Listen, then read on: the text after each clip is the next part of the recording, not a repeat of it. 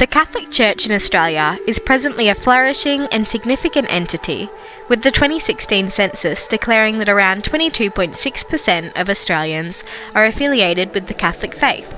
However, the Catholic Church has not always had such strong foundations in Australia, with the faith being suppressed and outlawed in the original settlement. The majority of Irish citizens in the 1700s were poor Catholic peasants. A declaration in 1720 stated that Ireland was dependent on Britain, and it was therefore necessary that the British Parliament had power to make laws for Ireland. As a result, the British had completely disenfranchised Catholics from holding parliamentary office by 1727, leaving a completely Protestant Parliament.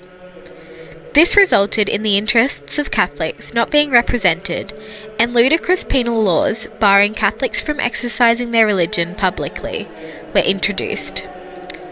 This resulted in a lot of unrest in Ireland, and therefore many were charged with rebellion against the British.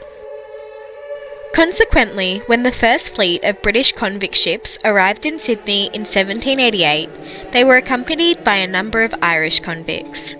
This created a divide and distrust between the Anglican English and Catholic Irish. The first Anglican church service was held by Reverend Richard Johnson in Hunter Street in Sydney on Sunday the 3rd of February 1788. From then on, it was compulsory for everyone to attend Sunday Anglican Mass, regardless of their religion. Governor Phillip believed this to be a good way of keeping order and respect for authority in the colony. Everyone who failed to attend Sunday Mass would have their rations halved. In 1792, 5 Emancipist Catholics petitioned the governor for a Catholic priest on the grounds that they should have the right to their own church services. Unfortunately, this was declined, as convicts were not considered to have rights. In 1796, there was another petition. The Catholics argued that a priest would improve the behaviour of the convicts. They were again declined, and the petitioning continued. The governor was conflicted as to whether a priest would encourage rebellion amongst the Catholics. In 1798, back in Ireland, the Irish moved against the British. Hundreds were arrested, and many were even sent to the colony in Australia as punishment. In around 1801, Catholic priests Father Harold, Father Dixon, and Father O'Neill were transported to the colony amongst other Irish rebels. They were not allowed to publicly say Mass, for fear of a rebellion. Governor King, whose reign began in 1800, did not trust Father Harold, but he did happen to like Father Dixon. On Sunday, April 24th, 1803, he declared that Father Dixon was free to say Catholic Mass publicly, on the condition that he were not to preach rebellion. The first Catholic Mass was celebrated on the 15th of May, 1803, in the small home of a convict in Argyle Street, The Rocks. This significantly supported the development of the Catholic Church in Australia. However, this did not please everyone. In fact, Anglican Reverend Samuel Marsden was quoted saying, "If the Catholic Mass is allowed, the colony would be lost to the Empire within a year." There had already been a few attempts at Irish rebellion in the colony. However, most of the perpetrators had been dispersed to other areas such as the Norfolk Islands.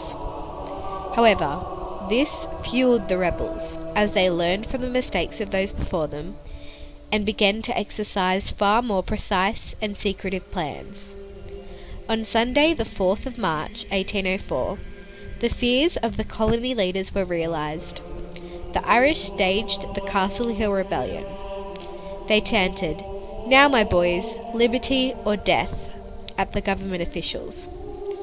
In retaliation, Governor King withdrew Father Dixon's privileges to say Mass, and he soon returned to Ireland.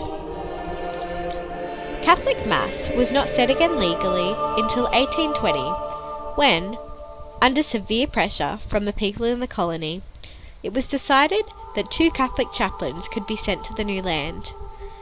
The men chosen were Father Joseph Terry and Father Philip Connolly. This was a momentous occasion in the history of the Australian Catholic Church and can be regarded as one of the pivotal uphill moments in the Church's history.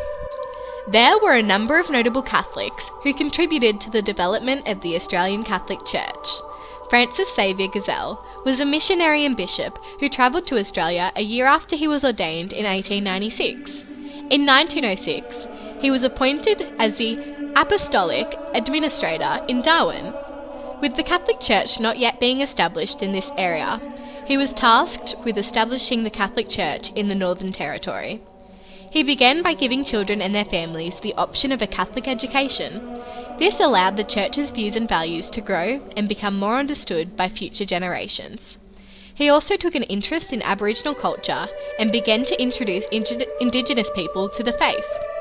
His patience, desire for their culture to advance, and understanding of their culture gave him great success in this area. Father Jeremiah Francis O'Flynn travelled to Australia as an unapproved priest. In order to be allowed to stay in the colony, he promised the governor that he would not carry out his functions as a priest. However, he did not keep his pledge and secretly performed many baptisms, masses, and marriages. Governor Macquarie suspected this and arrested him and ordered him to leave the colony. 400 Catholics and a few Protestants petitioned for O'Flynn to be allowed to stay. This was refused. However, his clashes with authority helped to publicise the needs of Catholics in New South Wales and was a key influence in persuading the British government to send the first official Catholic missionaries out, Father Terry and Connolly.